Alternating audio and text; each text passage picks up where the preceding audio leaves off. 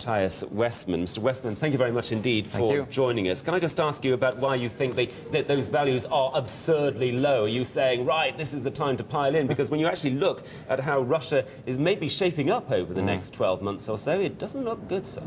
Well, I don't really agree with that. I think the companies that we invest in are doing very well. We've seen very substantial profit growth for a couple of years already.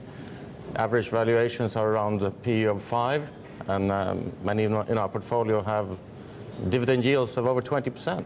What difference will President Putin once again make to Russia and make to you and how business is done in the country and how you react and respond to that? Well, I think these changes will not make a huge amount of difference, of course. In some ways, it's actually a more convenient distribution of power where Putin plays a statesman, whilst Medvedev, who's the more reform-oriented person in the tandem, actually drives the policies forward as the head of the government.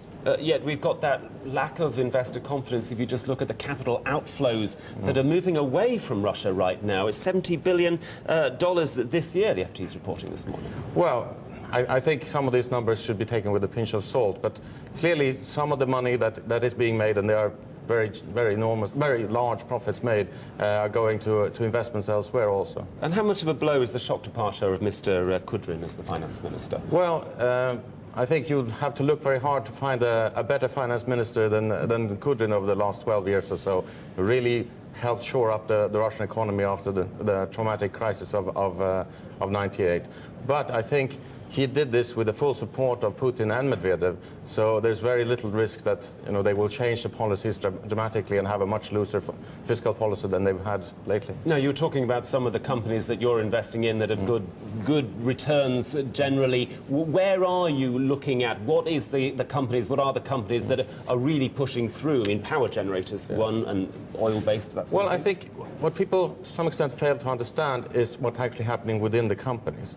Many people see Russia as purely a macro play, a top-down choice whether you want to be in or out. But what we see as investors is that we buy companies where they're really making a difference, where the management teams, where they change the strategy, increase productivity, consolidate sectors, and so on. So this is very company-specific choices that we make, and that could be in any sector. Of course, the big exporting sectors are very attractive.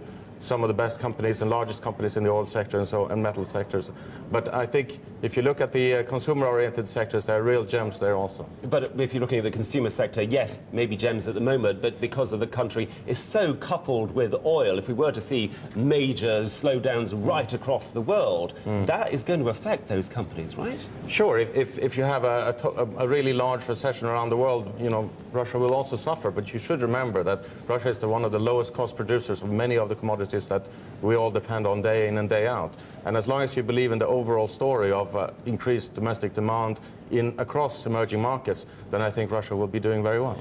What have you been making from what you've been hearing, well, from the weekend, which seems an awful long time ago, from what Barroso has been saying, bringing up a transaction tax? I mean, I'm just wondering, could that work? How would it work? What's your view of that? Well, I mean, a transaction tax is devilishly hard to implement, in my view. But I think that the main message that's coming out, that they seem very determined to actually do something which will prevent an uncontrolled default of Greece. But do you sense at the moment that there seems to be that will, but yet again, there is differences of opinion right at the top, whether it's Barroso, Merkel, or indeed Schäuble, when he came out and saying some of this movement is silly?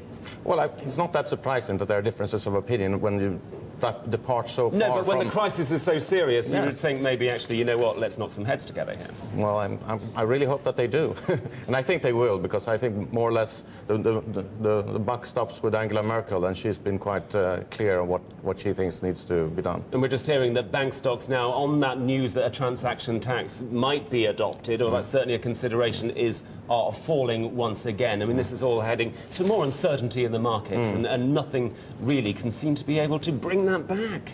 Well, yeah, the position of the banks is difficult because they're seen as guilty parties here for this crisis, and somebody wants to extract a pound of flesh out of them, and it's not that surprising politically that this needs to be done. Now, just a final question, I suppose, just to you. In these terrible, volatile conditions, and we've had results from Man Group, and their shares are down 8% on disappointing results. Just how do you make money? How do you strategize? Where do you position yourself?